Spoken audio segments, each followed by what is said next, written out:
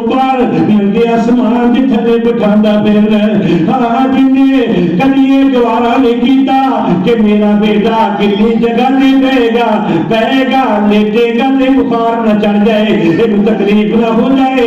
आप कितनी जगह से पै जाती रही है, लेकिन तेरे वास्ते सुख नूं मुयस्सर करती रही है। अज तेरे कोल चंद टके आने के बाद अज मां दे वास्ते एक मंजा भी मुयस्सर नहीं। आज एक टाइम की रोटी तेरा तेरे वास्ते मुश्किल है। कितनी खा लेते ने मां बाप रोटी।